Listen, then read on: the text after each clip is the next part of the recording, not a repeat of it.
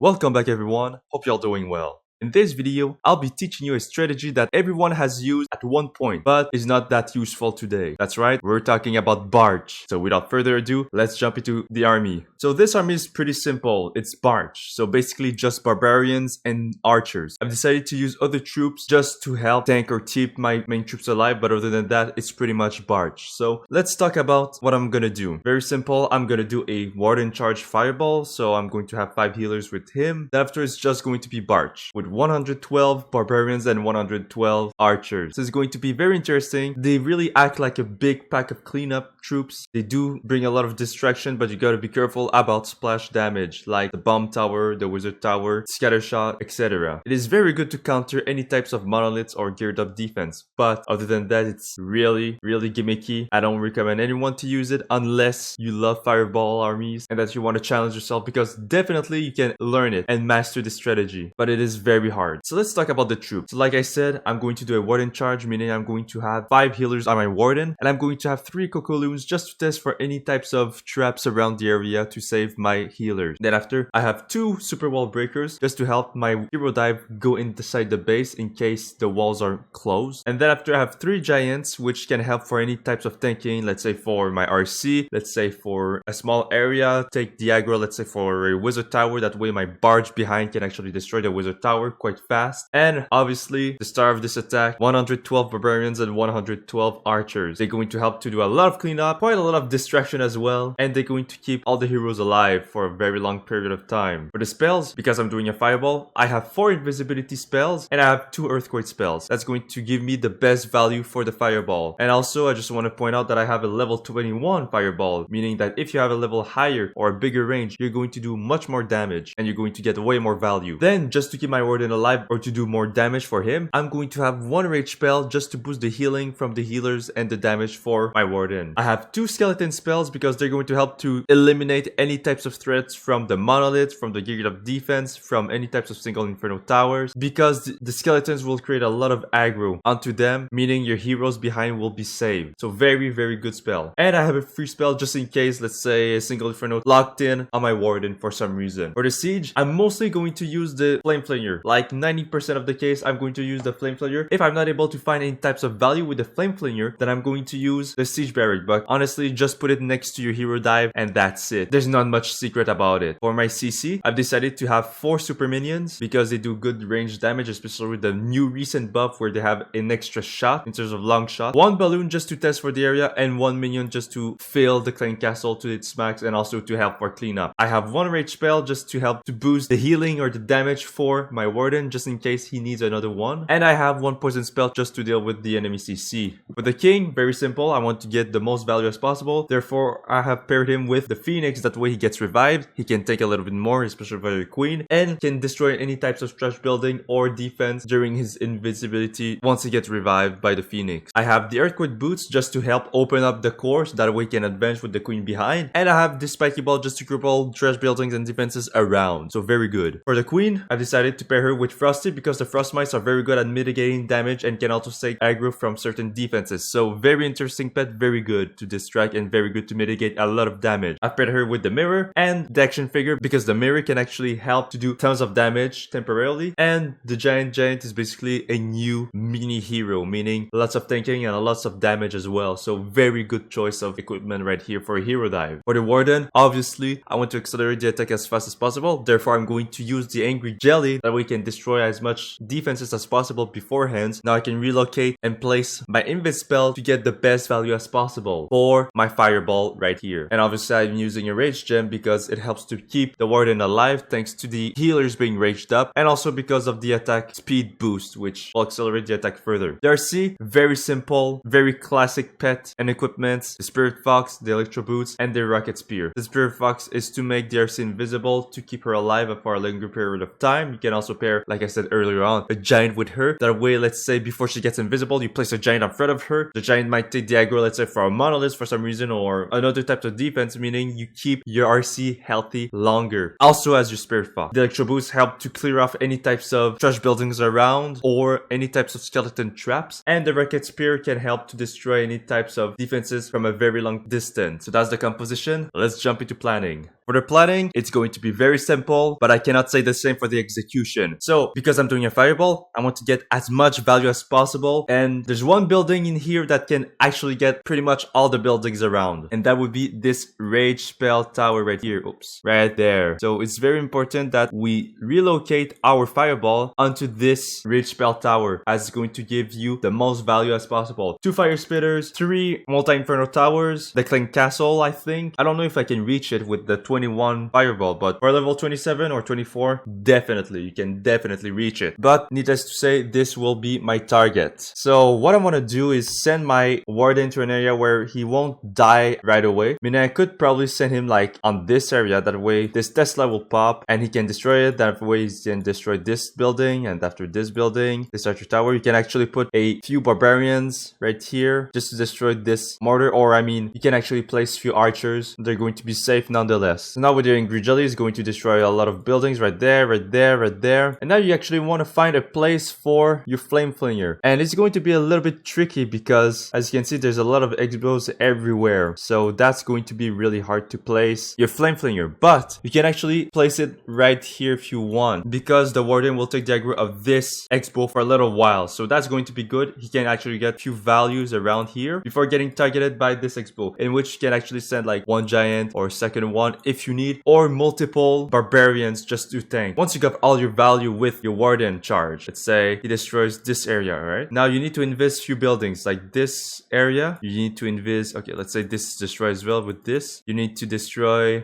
invest this area as well. You need to invest this area just in case, and hopefully this area right there. I don't know if actually, no, you won't be able to reach all, so that's going to be a little bit tricky, and you won't be able to hit this rich bell tower, which can be a little bit tricky. So I guess you can wait a little bit before sending your fireball so that your flame flinger can actually get the value right here. Once he does get all the value right there, now I guess you can relocate your fireball. So 1 right here for your first invis, your second one right here, your third one right there, and your fourth one there. And you should be able to send your fireball right here. So honestly, I'd say be careful of this wizard tower because it might go on it. If it does, or if you see that your warden is a little bit too close of this wizard tower, I suggest that instead of invest this area, you want to invest this area instead and just hit this fire spitter. If you have a 5th invis, go for the rage spell tower. But honestly, if you get this fire spitter, it's more than enough. You get a lot of value with it. So just in case, just invest this area just to be safe, because it's better to be safe than sorry, and you don't want to waste your fireball and throw the attack. So once this is done, the flame flinger will hopefully go on this area before getting destroyed by this expo. Your warden will be able to destroy, let's say, this area with the fireball. And now the warden, you want to push him to the town hall if possible, because he's going there anyway. He's not going to die much. There's not a lot of threats except for this air sweeper that can actually be a nuisance for your healers, but other than that, he should be fine dealing with this area. Be careful about this clan castle because it is definitely going to wreck your warden in case there are any types of heavy hitting CC. But before he goes here, you can actually send your hero dive on this area right there. So I think that's going to get a lot of value. It's going to be very good because if you're able to take the aggro of the clan castle onto your hero dive, that's going to save a lot of trouble for your warden. So once you place your hero dive, you can actually send like a giant on front, few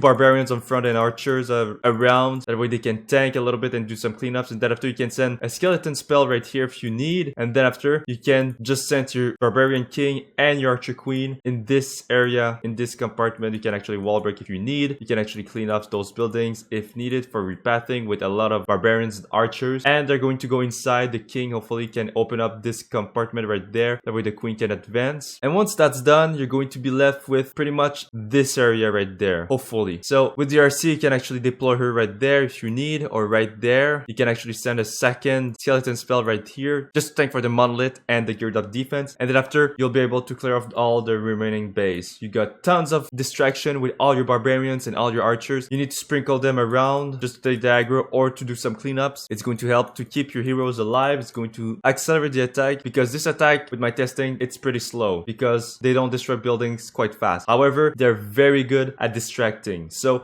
that's like the plus of this attack. So just to recap quickly, find the best value as possible with your fireball. Then after, send your flame flinger. Then after, you can send your hero dive on another side. Then after, your RC can either jump a compartment just to support either the hero dive like right here, or your warden, which sometimes could be useful. And don't forget to sprinkle tons of barbarians and archers around the base. And once once you arrive at the final compartment, which is pretty much this area right here, then you can send all your remaining barbarians and archers just to destroy everything as quickly as possible, as well as to distract a lot for your heroes. So that's the planning. Let's jump into some attacks. Like always, I'm going to show the replay first at 1x speed, that way you can see the flow of the attack, and then after I'm going to explain what I'm doing. So if you want to skip this part, I'm going to put a timestamp right here and you can skip to it. But without further ado, let's jump into the attack.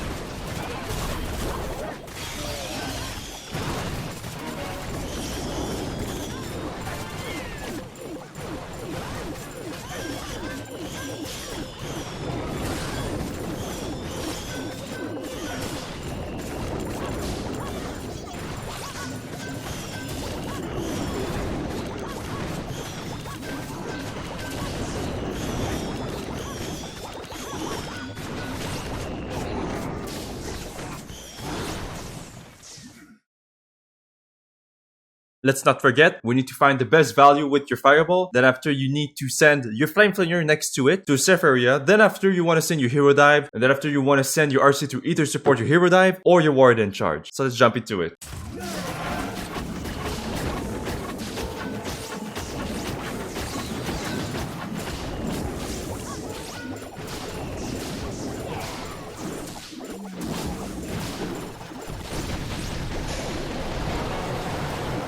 Serve decided to rage up because the ricochet cannon actually did a lot of damage and I was entering the range of the queen, so I didn't want to die instantly. At the bottom, I decided to send a giant to tank the area, but it was a little bit difficult because of this Tesla. Then after, I had to deal with this flame spinner thingy, the new temporary defense, which is actually pretty annoying against my Barch army because they just one-shot those weak troops. So I had to find another way to destroy it. Once it's destroyed, I'm going to send a giant just to tank a little bit, or a few barbarians and archers. Then after, I'm going to send my flame flanger just to destroy this area. And then after, you're going to advance and going to support a little bit the warden.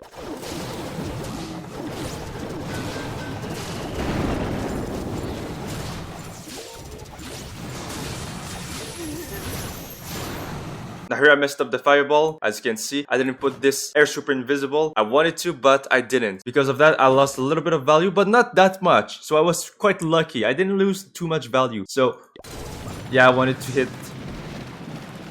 this target. That way this rage spell tower will fall and the rest will fall around. But I just missed this singular rage spell tower. So it's not a big loss, you know. It's not that bad. But yeah, I was pretty lucky. So send the fireball. I send my earthquake spell as well before the fireball hits because I don't want any types of battle builders to repair any types of defenses around. Now, there's not really any types of defenses they can repair except for this one who can actually repair this before it falls. Even if you add your earthquake spells afterwards because they take a lot of time until they get the full damage. So it's very important to place them before your fireball to get its maximal damage. But other than that, things looks pretty solid.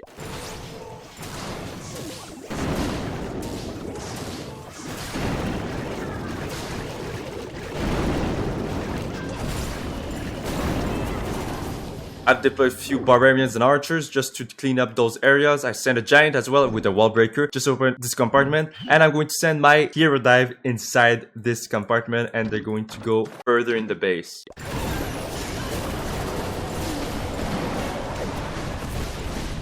Now that was a little bit of a mistake. I've placed my skeleton spell way too late. It needed to tank for this ricochet cannon at least. For the X-bow I don't really mind, but for this ricochet cannon and especially for this hero, I needed it to tank. But I failed miserably to do that. On a brighter side, my flame finger is protected and actually gets a lot of value. Is going to go right there and destroy those buildings. And my warden keeps advancing and is going to destroy this area. So things are looking good for the warden charge. But for the hero dive, it could have been better.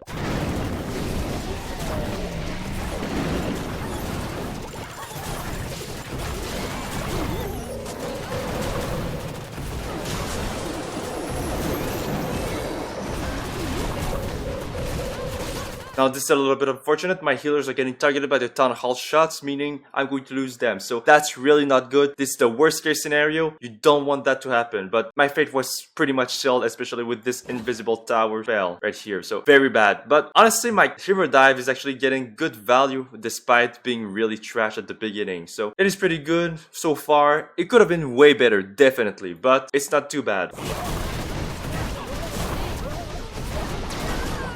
I decided to deploy my RC to help and support the warden. That way can hopefully survive despite losing all the healers. And she can actually benefit from the rage gem. So very good.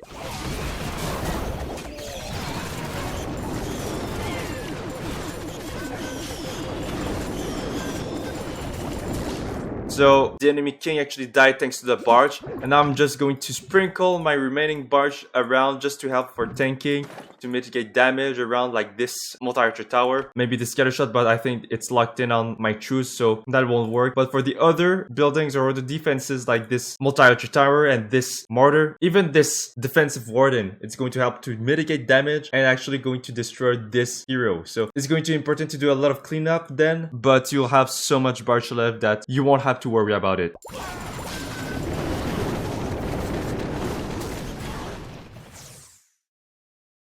So that was the first attack. Let's jump into the second one. This one, I had a little bit more success because I had a little bit more control with my fireball, my hero dive, and the rest of my Barch's deployment. So it was a better attack. You'll be able to see how the flow works even though I'm going to explain what's happening. So let's jump into it. Right off the bat, I needed to use a rage spell. Not really good. You want to use them as late as possible. But if you use them early, it's going to be bad. Luckily, I have another rage spell behind, but that initial rage spell actually hurt a little bit. But at least I didn't die. At least I didn't waste my fireball. So that's way better than losing your warden.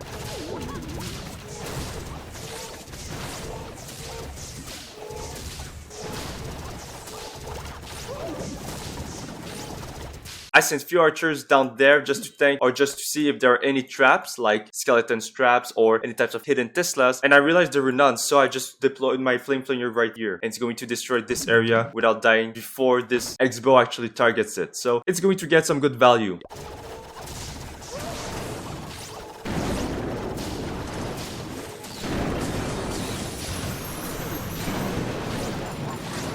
I've sent my fireball. It's going to destroy this fire spitter. It's going to destroy this single inferno tower. And I was actually quite unlucky because as you can see, my healers were targeted by the fire spitter and I lost like 2. So that's really not good. This is really bad. This is pretty much worst case scenario at the beginning. But I regain control. And as long as you focus to keep your warden alive, you should be fine. My flame finger behind down there is actually getting good value. I need to keep an eye on it just in case there are any types of skeleton traps that's going to pop out for some reason. So I have my eyes on both of these troops or our heroes basically, or these pushes.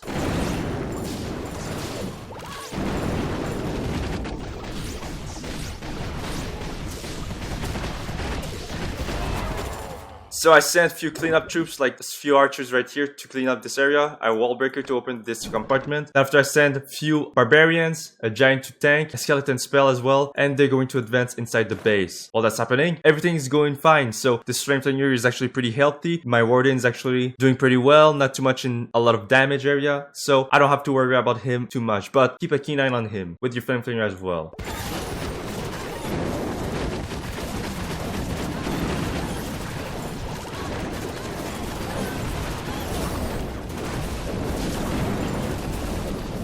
I sent a few archers here to destroy this multi-archer tower. It's going to help to destroy it and mitigate a lot of damage on top of my warden. So everything's pretty good. I've sent my remaining Cocoloons just to test for any air traps, which will save my healers, hopefully.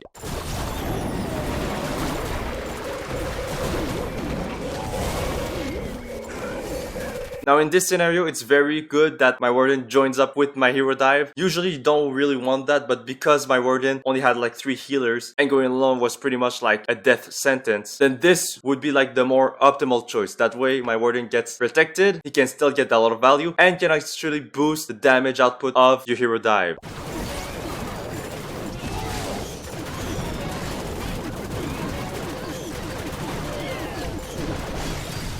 So I've deployed a giant before my RC gets visible. That way the fire spitter right here and the X-bow actually targeted on my RC, which is quite unfortunate. But at least the fire spitter was targeting my giant. That way it's going to mitigate a little bit of more damage on top of my RC. Then after I froze this area, my RC is going to get visible. And then after I can send my remaining Barch around.